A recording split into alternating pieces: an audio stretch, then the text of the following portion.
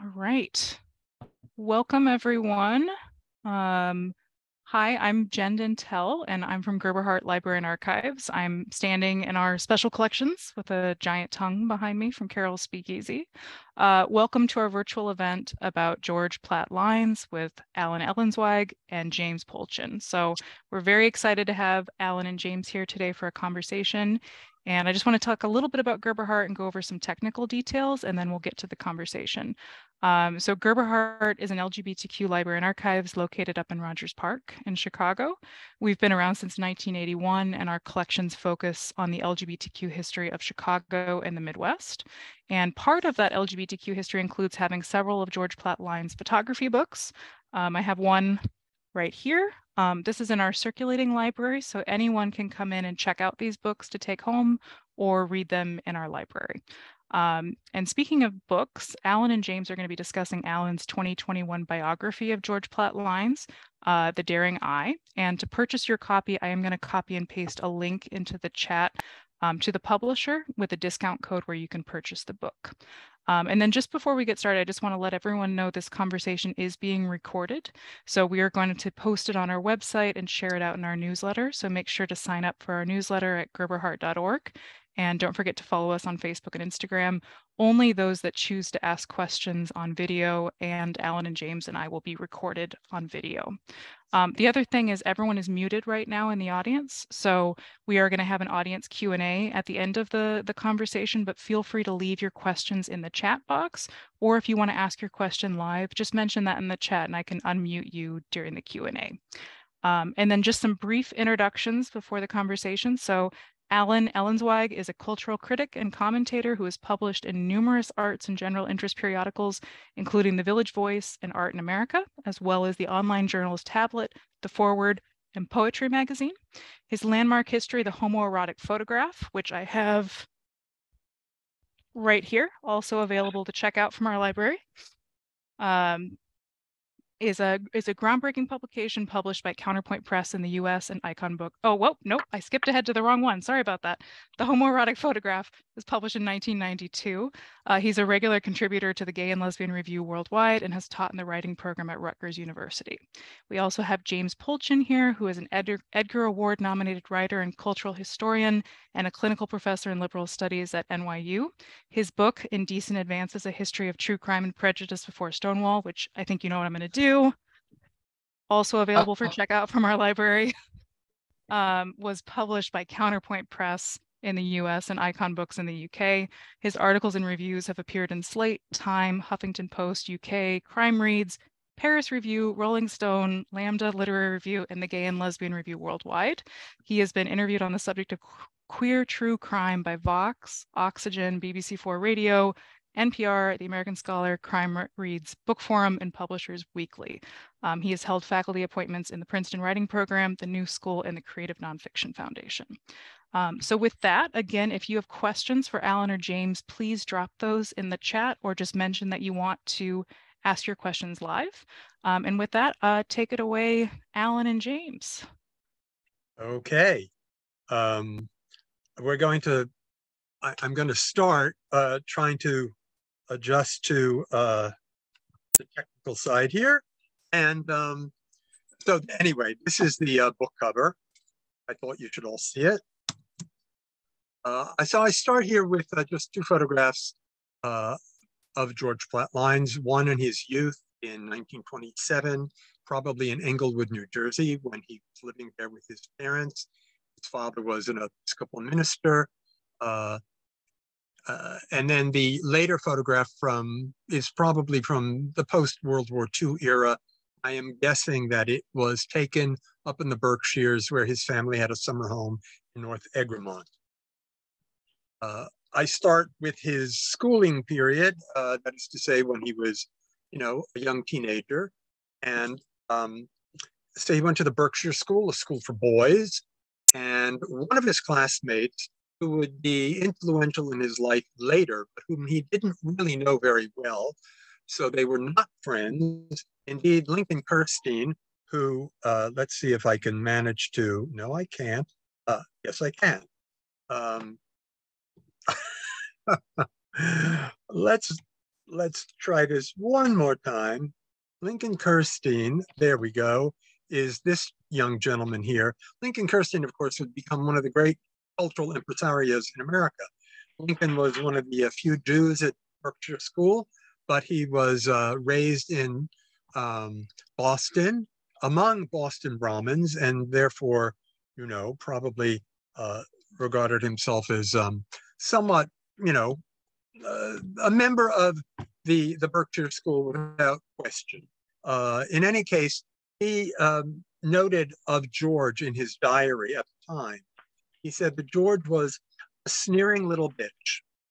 His life is a pose. He fancies he is pretty to look at and saunters to the post office, into the reading room, to the library, and back, waving his extremities. There was a certain competition between the two of them, even though they weren't friends. This is George in 1925. It's from his yearbook. He, in fact, left Berkshire School a little early before graduation because he needed some coursework in order to be prepared to enter Yale. And so he went to Paris, of all places, to study at the Institut Sorbonne. And fortunately, had two cousins, Walter and Kate Hardy, who were overseeing his stay there. And it's through them that he was introduced to the Gertrude Stein Alice B. Toklas salon, since they were friends with Gertrude and Alice. It was fortunate for George. He was quite young, but very knowledgeable about modern literature. It was one of the few subjects he really loved and didn't need to be prodded about. He read, all the moderns, James Joyce, Gertrude Stein herself, T.S. Eliot. He was very well informed when he got to their salon, and he made himself lovable to her. He was an acolyte. He was intelligent. He knew things about modern literature. And ultimately, she began calling him Baby George, because he was probably the youngest of her group of acolytes from the mid-20s. And so well regarded was he that when he asked her if he could actually publish an essay of hers called Descriptions of Literature that he would sell in America, she gave him that permission. And that, I think, was a very rare thing for her to do with someone so young and, to the point, not really particularly well known. George really used Paris as a kind of education for him. I mean, this was really, in a way, his college. It wasn't Yale, which he ultimately did go to for a semester only. It was Paris that was his education. Got to know Sylvia Beach and her shop, Shakespeare and Company. Sylvia Beach, of course, had published Ulysses, which was, wildly controversial at the time and not for sale in America. Now, I want to introduce two other people, Monroe Wheeler here on the left and Glenway Westcott on the right, who would become very important in George's life. They were, in fact, from the Midwest. Monroe was from Evanston. Glenway was from Wisconsin. And they met at the University of Chicago, although only Glenway was actually a student at University of Chicago. And he was a member of the Poetry Club. He was quite active in the Poetry Club there. And I think that's where Monroe probably met him. Monroe was already beginning to publish chapbooks, and he would continue doing that through the early 20s. So they got to know one another and little by little formed a very serious romantic relationship. They went over to Paris in about the mid-20s and lived there for a while, but life in Paris, literary life in Paris, was so distracting. It was full of so many distractions that Ford Madox Ford, the novelist and editor, suggested they go to the south of France. And they wound up at Hotel Welcome, which was, as it turns out, the kind of, what do you call it? Well, Jean Cocteau's headquarters, his informal headquarters. And there were lots of writers coming in and out of all the rooms, and everybody knew Jean, and Jean got to know Monroe and Glenway quite well, and everybody loved everybody. It was a great exchange of ideas and sensibilities, and needless to say, I think quite gay. But that too proved so distracting that Monroe and Glenway took a small cottage, La Cabane, up the river, up the coast from Villefranche-sur-Mer, which is where the Hotel Welcome was located. And Glenway tried to get his writing work done. As it happened, Glenway and Monroe were going to return to New York on business. And Bernardine Zold, who was an expatriate journalist living in London and Paris, knew both of them. And she strongly suggested that they get in touch with a young publisher, writer, named George Platt Lynes. And so, as Monroe remembered it, Bernardine had introduced us to George by mail. She told him to look us up, and George came to the Hotel Lafayette in Greenwich Village, and I wasn't there, but Glenway was. Glenn had a photograph of me, and that happens to be this photograph in the middle here. It was, in fact, a photograph not only of Monroe, but of Glenway and a friend of theirs, Roland Scottenay. So Glenn had a photograph of me lying around, and George saw it and said, "That's the man for me." And he was talking about Monroe. The next night, Monroe remembered, George came for a cocktail and accompanied me to my dinner engagement uptown by subway. He declared himself in the most extraordinary way. He just took it for granted that I was to be his. And I think what's most extraordinary about this is that George was all of 19 years old. They were already in their later 20s, men of the world, cosmopolitan men of the literary world. And George, without batting an eyelash, declared himself to Monroe. And indeed, what took place before they left New York and returned to France was that Monroe and George had an affair that lasted through their stay in New York. So ultimately, George was, just dying to get to France and to be with them both, because of course Glenway came with Monroe. It was a two-package deal, and the three of them became a sort of triad, a unit. Even though the main interest for Monroe was George, for George, Monroe, but Glenway nevertheless was not entirely out of the loop.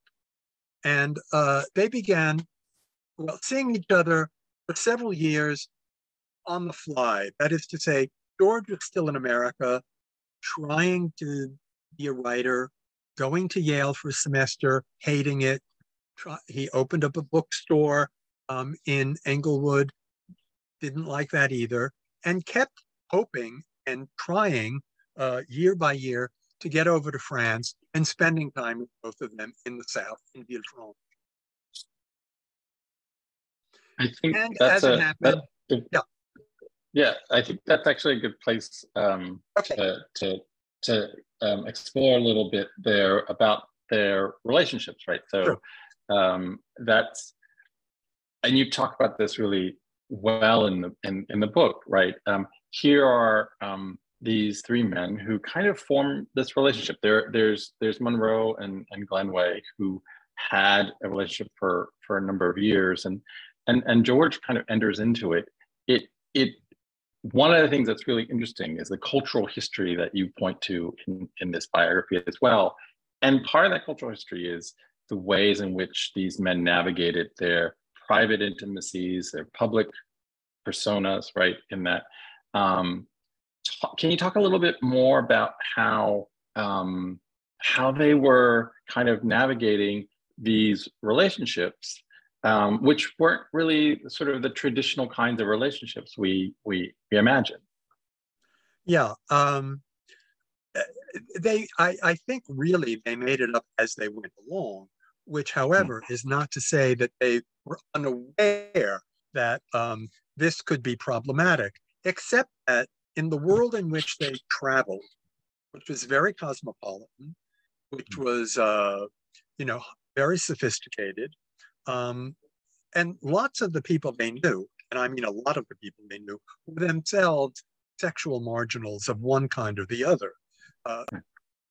You know, Gertrude and Alice, although they never announced themselves as lesbian, I don't think anyone misunderstood the nature of their relationship.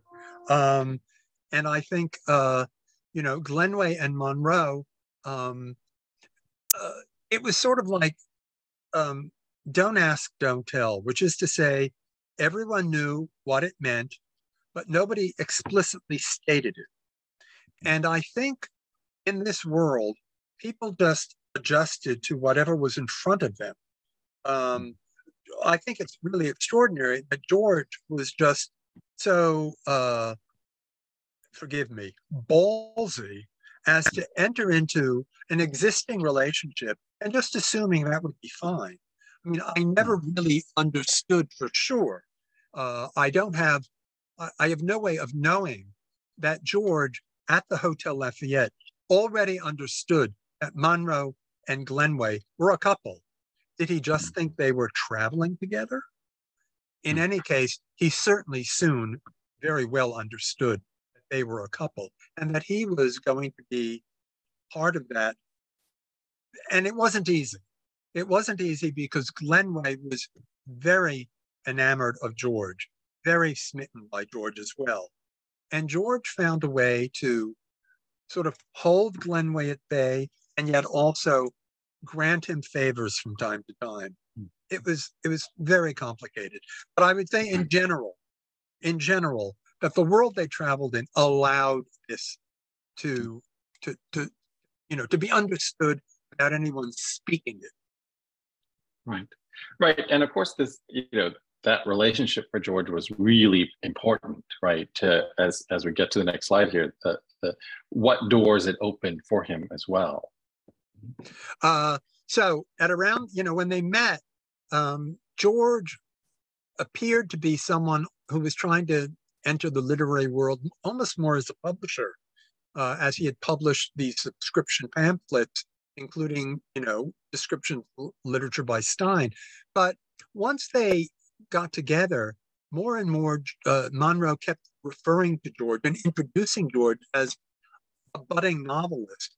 Well, not so easy, because George really was not primarily a writer, although he tried.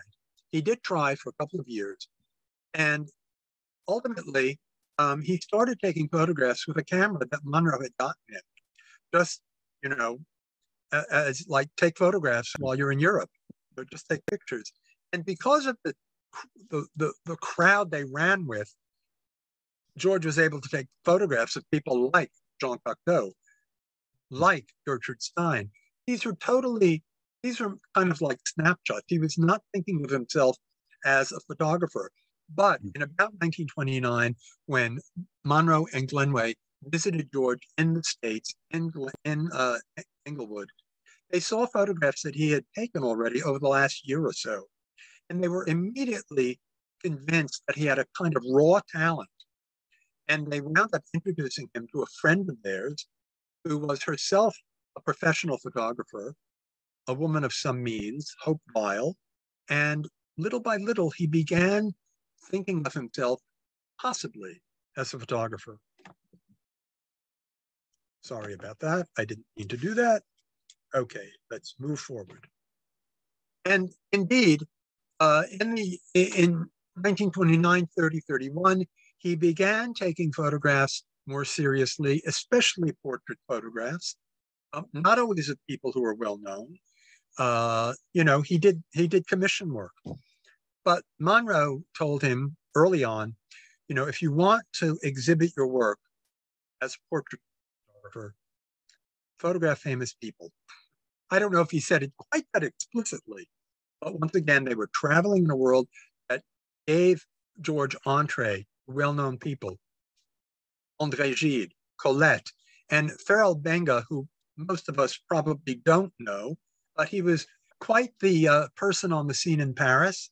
He was a dancer. He's originally from Senegal, and he danced with Josephine Baker, and he and Josephine Baker were, the height of African American and African eroticism.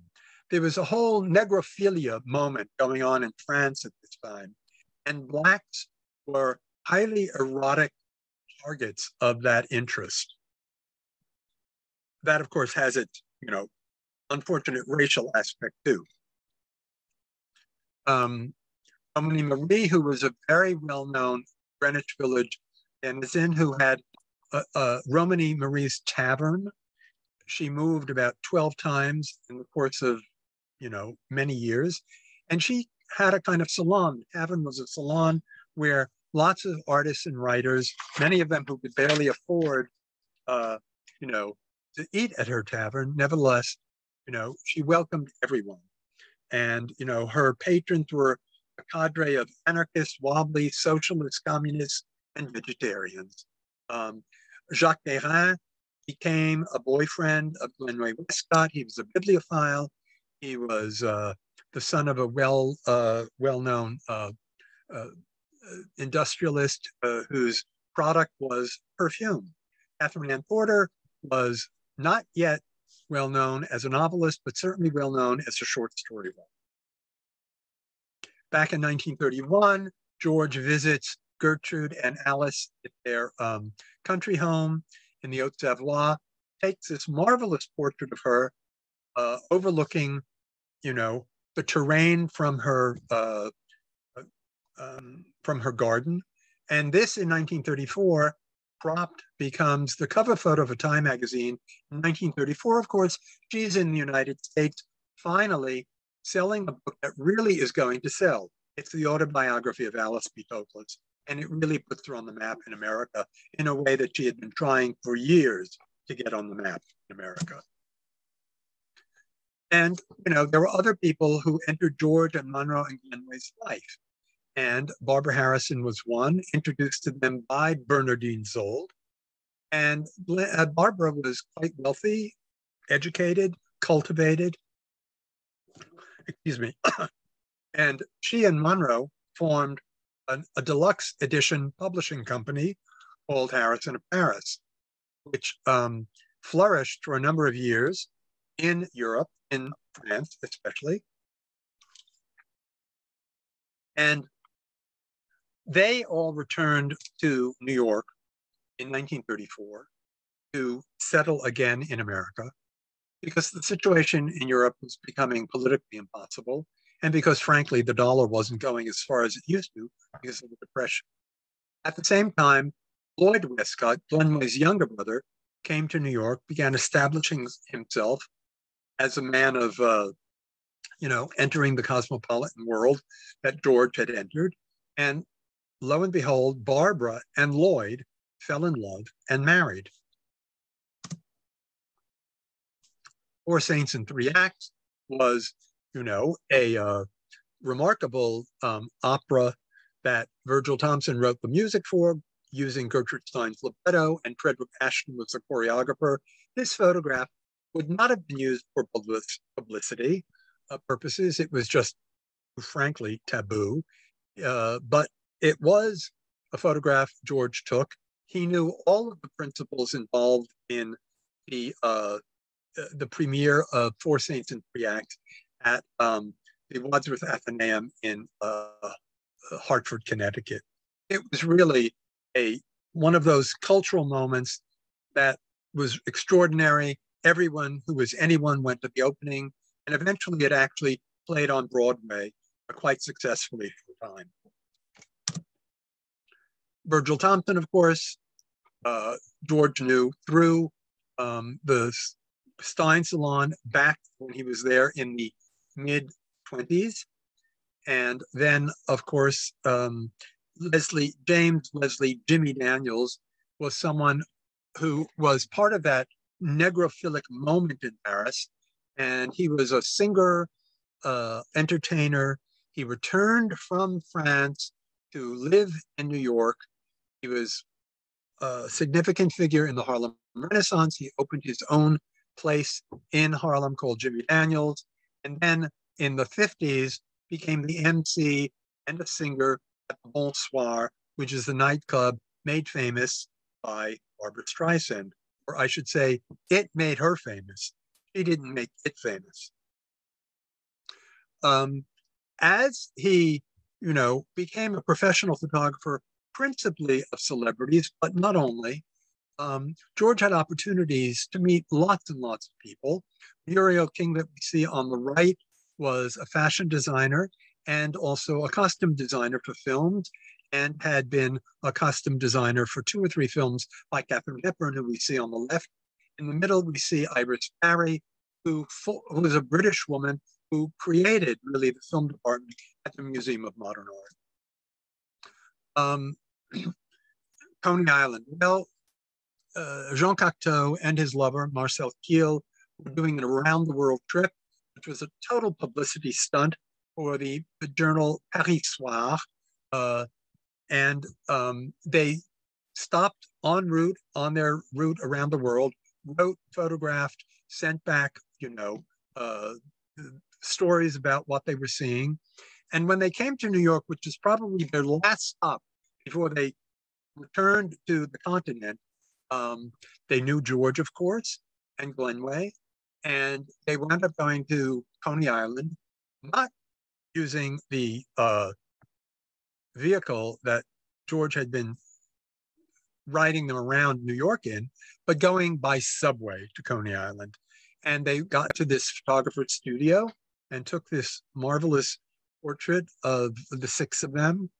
And is it 6? 1, 2, 3, 4, 5. 5 of them, excuse me.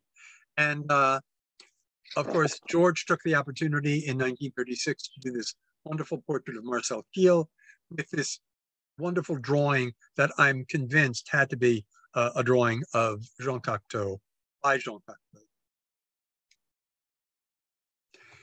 Here we have Paul Cadmus and a portrait that he did of the 3 friends of his.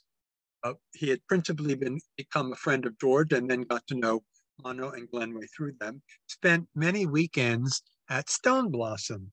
The house in the background here, Stone Blossom, was a house on the property that Barbara Harrison and her husband, Lloyd Westcott, purchased as a farm for breeding cattle.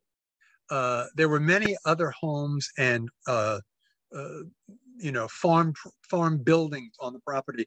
This became Stone Blossom, which was their weekend home and their summer home. And so Paul Cadmus did this wonderfully astute triple portrait.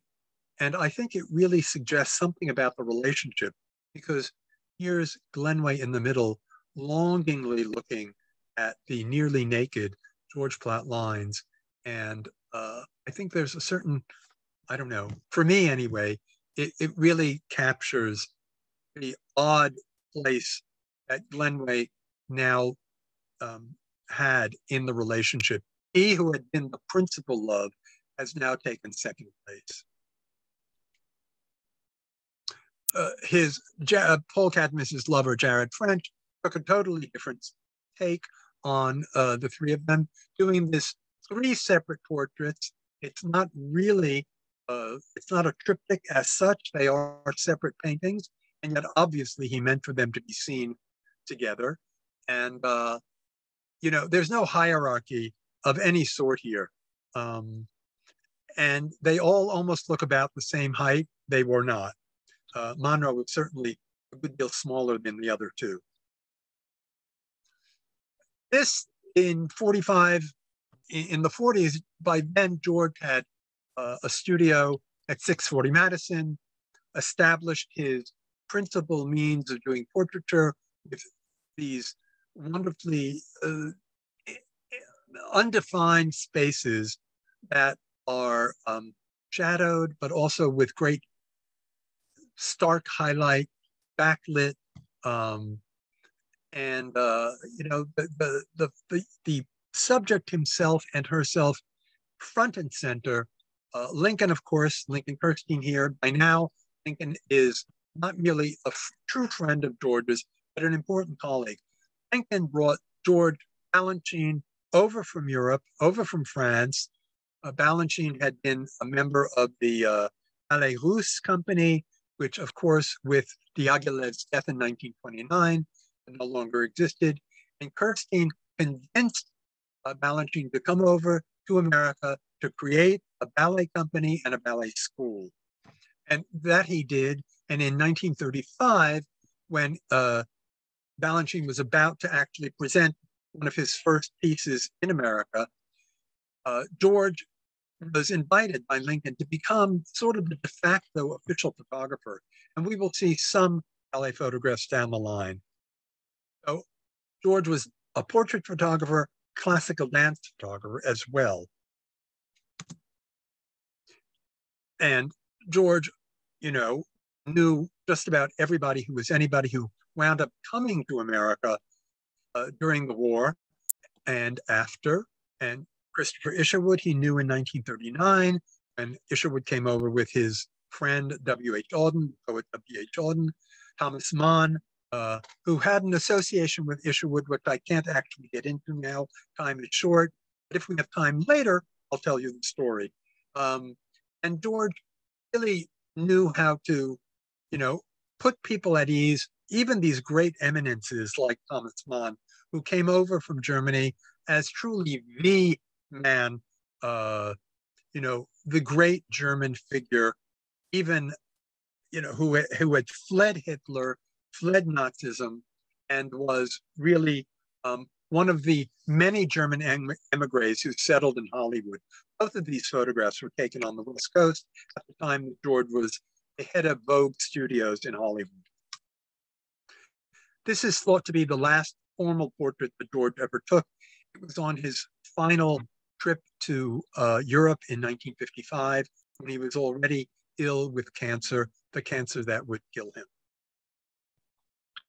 I want to go back. I just want to jump in here because I think the last several images, and particularly Paul Cadmus and Jared French, that work is really speaks to something in the book that's really important. You quote James Laszlo, the art historian. He writes that the triumph of abstract art is set back gay expression by rigorously excluding any narrative subjects, right? For George and for the whole circle of queer artists he was in, narrative representational art was so vital, right? And of course it gets sort of marginalized when we talk about modernism, right? This kind of work has gotten marginalized when we talk about modernism. So can you say a little bit about that bigger kind of context that these artists, and George particularly, was working in against some of the bigger trends around modernism at mid-century? Well, of course, Cadmus and French, who had been lovers since the 20s, had been in Europe, and their real interest had long been Renaissance art. And even the means of painting, which is, egg tempera painting. I mean, who's doing egg tempera painting in the 1920s? It just seemed so, démodé. Nobody was doing that sort of work. And yet, one of the other things, I'm going to just go back here. One of the other things that was that another art historian, not James Laszlo, but Jonathan Weinberg, said about this whole group of artists who were all working representationally, all working in portraiture, all working with some narrative element in their work. Jonathan Weinberg said, portraiture is a means of networking and an advertisement for both the sitter and the portraitist. One way an artistic circle constitutes itself as such is through portraits of its members. And what's remarkable is that just as George was taking portraits of Paul Cadmus and Jared French, they were taking portraits of him and all of the people that they knew in that circle. So, George Tooker eventually was part of that circle. These were all people who were working representationally, photographing, drawing each other, supporting each other. It was like a mutual admiration society. And because they kept working in tandem with one another in this way, I don't think they ever felt particularly at a loss. Lincoln Kirstein was a brother-in-law of Paul Cadmus. Lincoln Kirstein wound up marrying Fidel McCadmus.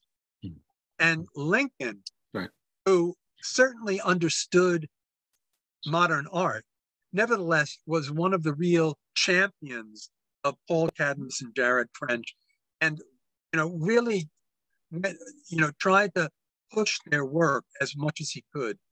The fact is, their work for decades after was considered kind of old hat, almost even as people like the regionalist painters of the 20s and 30s were old hat by the 1960s.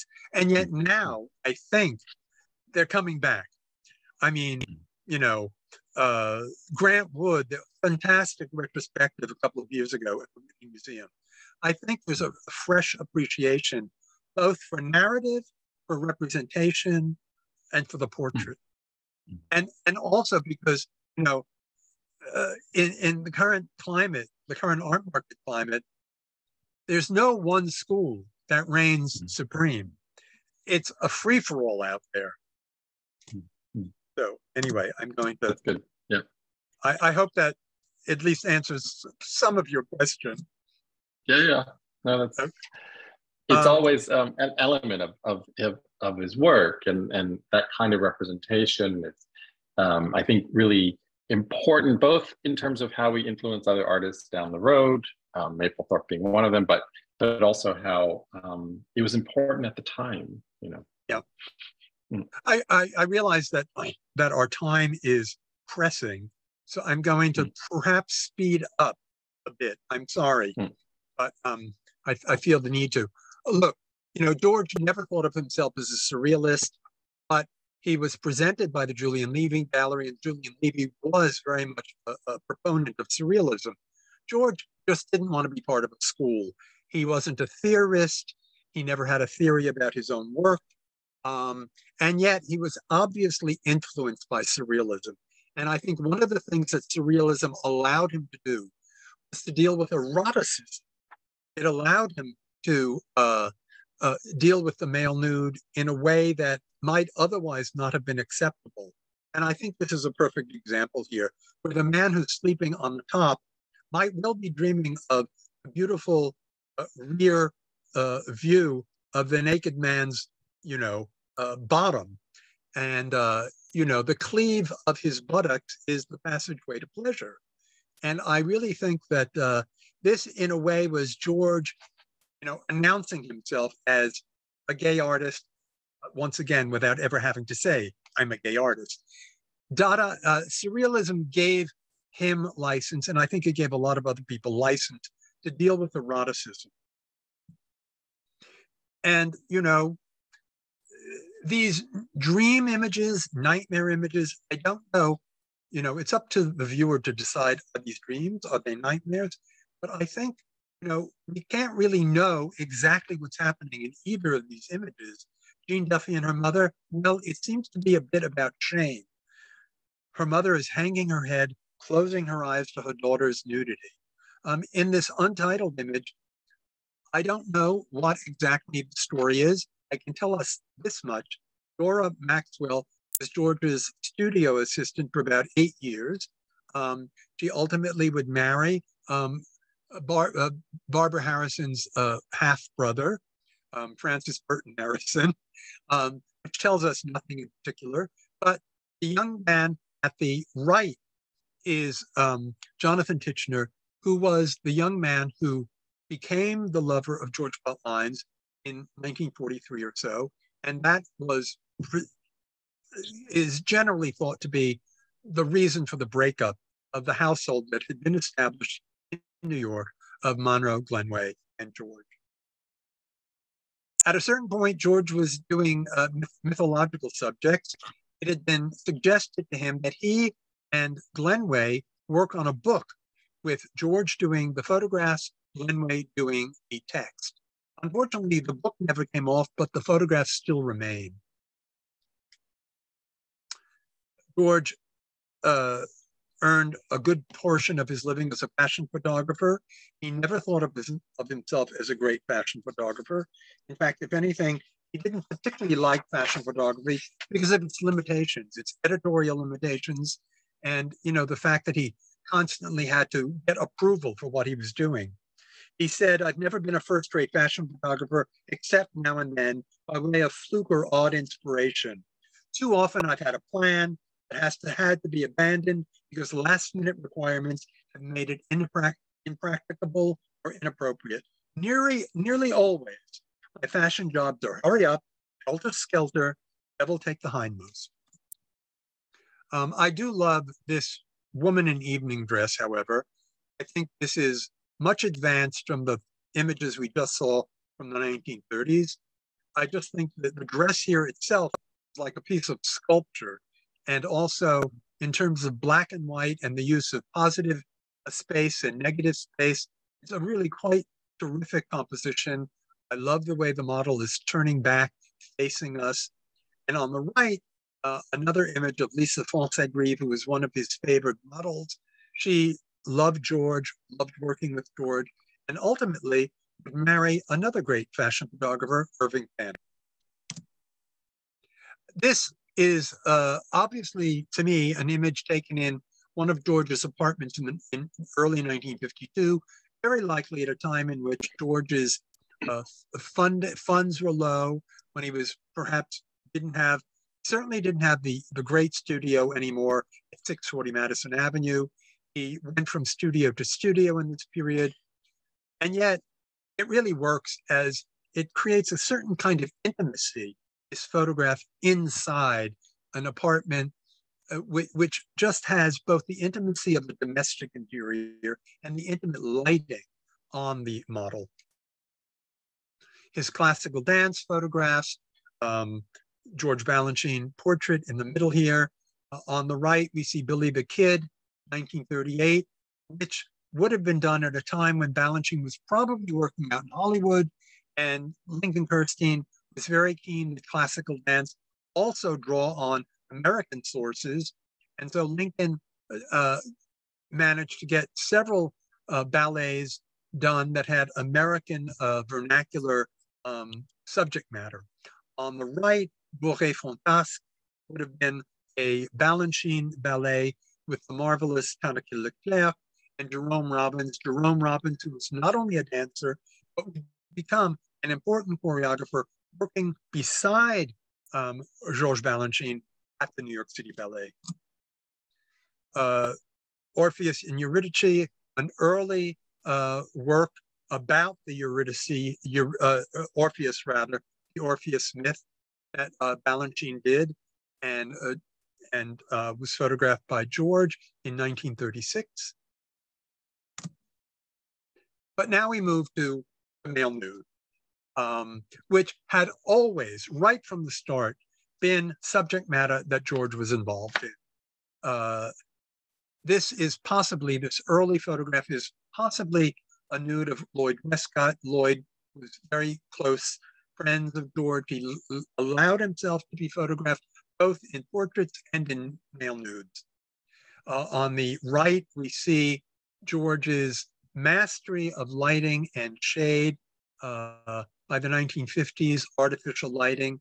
The hands seem to be illuminated from within.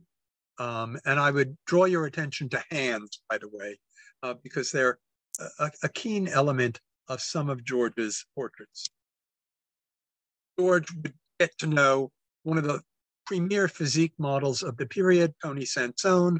Tony Sansone would sell commercial physique albums where he was all oiled up. But when George took a photograph of Tony, he did so in a calm domestic interior. He used the body as a beautiful landscape. That is to say, the rear landscape of the male nude. It doesn't have that heightened commercial quality that most physique photography has. Again, we see Farrell Benga, who would be an important model both to George, but also to sculptors from the Harlem Renaissance. Walter Romer in 1940. This male nude image has a certain fetishistic quality with the ropes strapped around his arms. And yet there's also a sense, if you will accept this, that George, who knew the history of painting quite well, there's a vague allusion to a crucifixion, I would say. Here, George, by the way, George's male nudes were almost never published, almost never exhibited. So he could be as frank as he wanted.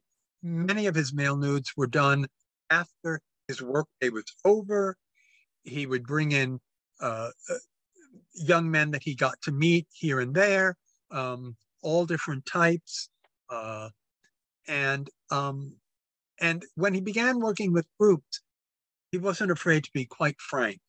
And yet, you know, this particular image of these 4 frontal nudes is, I think, remarkable as just also a group portrait of 4 very different men who approach the camera with a different kind of frankness, a different kind of candor. And so it's not merely, I think, they're not merely male nudes. They're really 4 male portraits who happen to be nude. George was always keen on, you know, young men, young athletic men. I think George was knowledgeable about the history of photography. He knew Edward Muybridge's work, undoubtedly knew Etienne Jules Marie's work. And yet, because of the quality of his lighting that he used in his studio, his high key lighting with shadows, that large shadows thrown against the wall, the shadows become so important in the composition and create a kind of, I don't know, a certain heroic sense of the figures, both because the shadows loom so large and the figures remain high lit in the foreground. Again, a different kind of lighting. Once he got to California in the mid-40s, and he experimented with different kinds of lighting from then on. The Great Barrington Boy is really a return to form, a return to the kind of studio lighting he did in the late 30s through the 40s. The Great Barrington Boy, I submit, is really, he's calling up a ghost. I think he's calling up himself here, this young male who actually looks somewhat like the young George Lynes.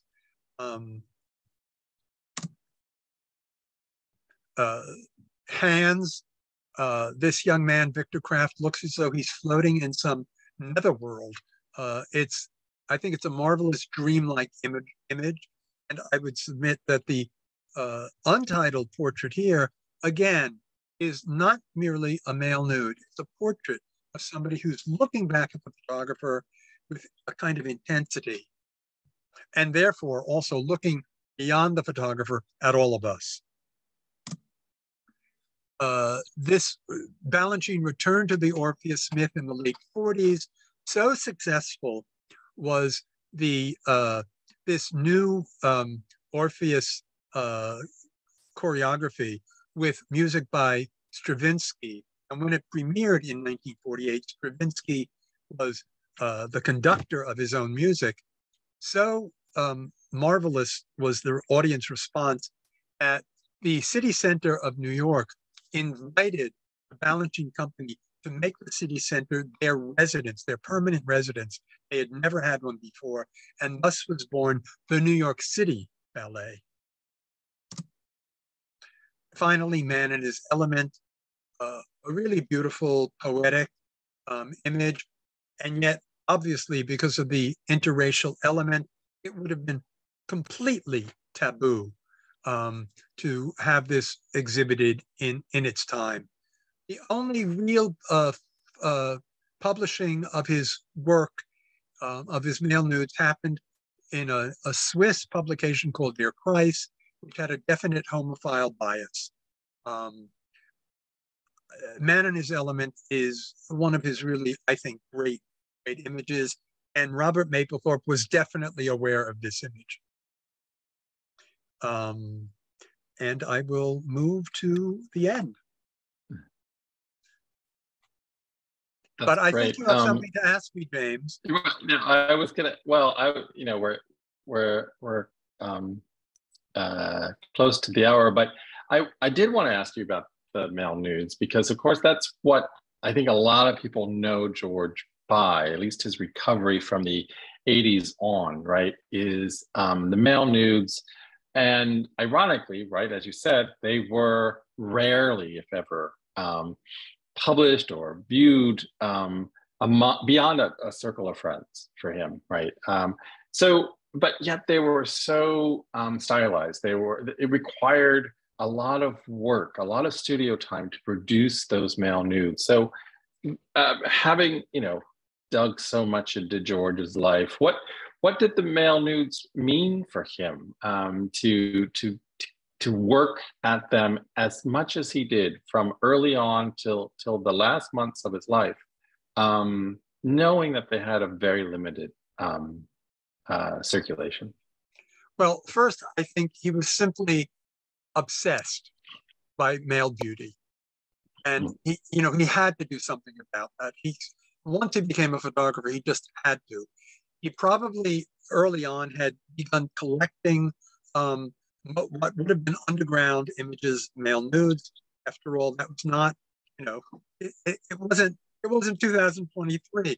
You had to go somehow underground to find that stuff. And it was available commercially.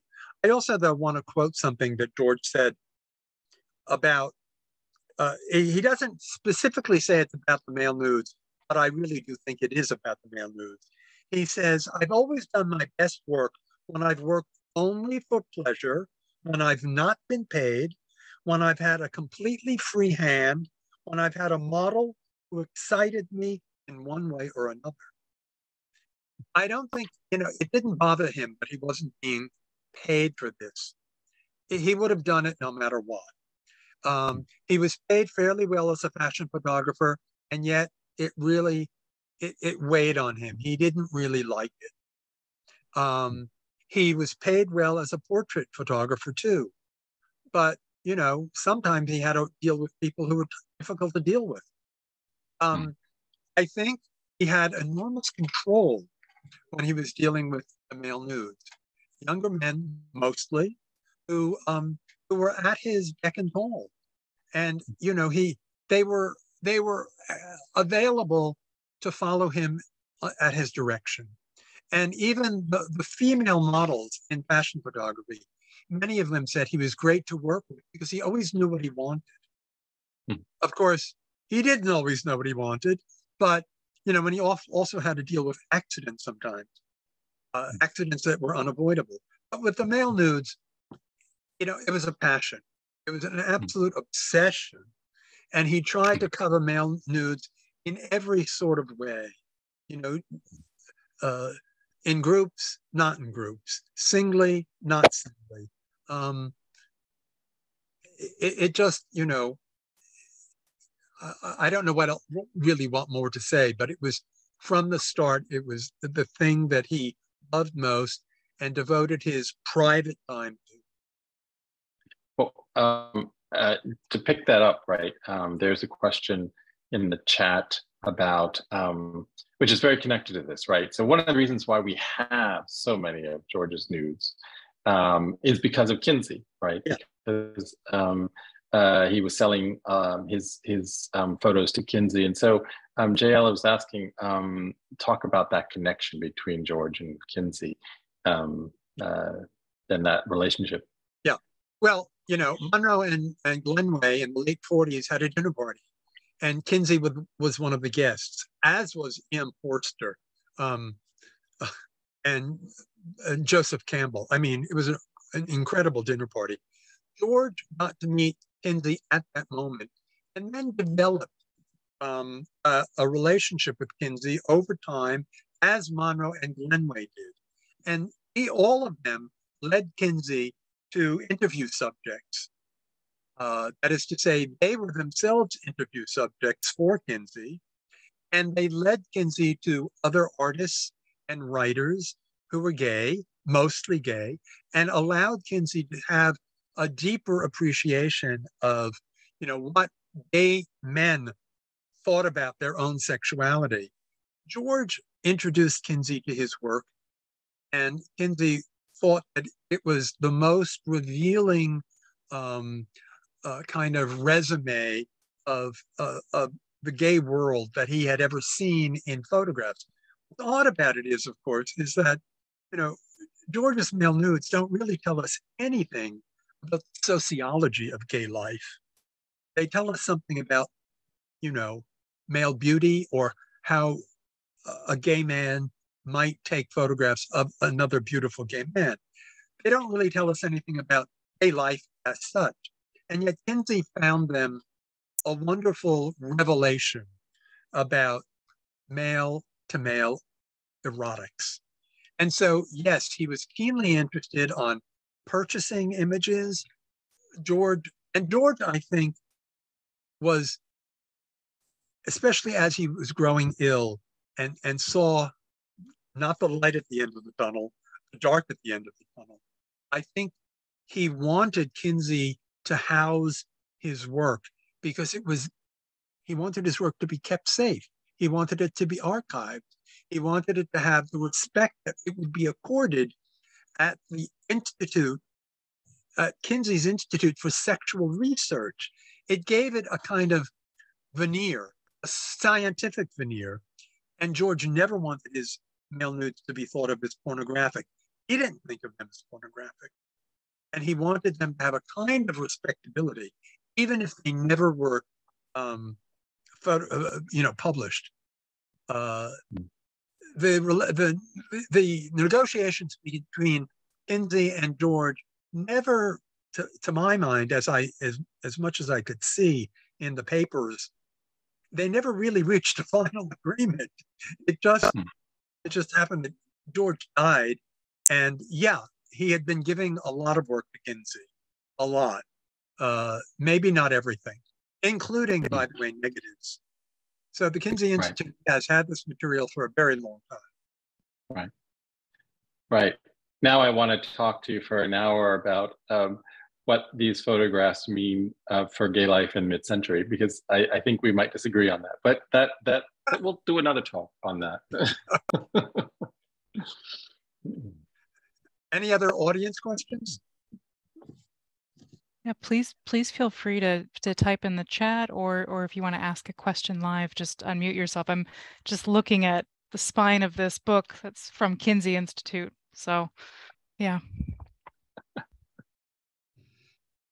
There's also, by the way, a book called George Platt Lynes, The Male Nudes, which is entirely taken from the Kinsey holdings, and which I lent an afterword to, and is a really spectacular, beautifully produced edition by Rizzoli. Have you been able to access the collection at the Kinsey Institute? Is that something they allow access to? When I went to the Kinsey Institute, I got to see all of that material online.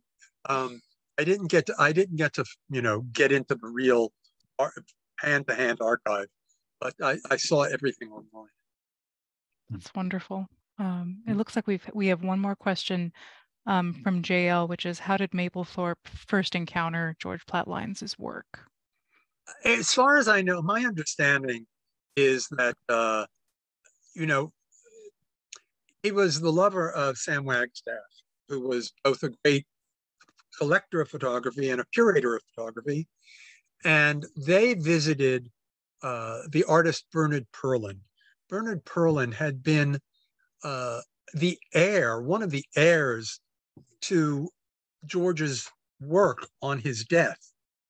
And so not only Kinsey, but Bernard Perlin had a great collection of George Platt Lynes' work. Now, Mapplethorpe may have been aware of Lynes' work because as of the late 1980s, there began to be a rediscovery of Lynes' work. And that's how I got to know about it, because Ilyana Sonovan Gallery displayed, all of the genres, including the male nudes. So Mapplethorpe may have been aware of it. When he visited with his lover, Sam Wagstaff, Bernard Perlin's home in Connecticut, he got to see an enormous amount of the male nudes.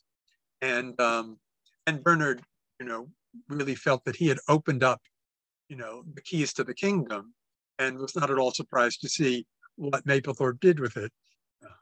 Because a good deal of Mapplethorpe's male nudes, especially the African-American male nudes, seemed to indicate that, he was inspired by what George had done with African-American models.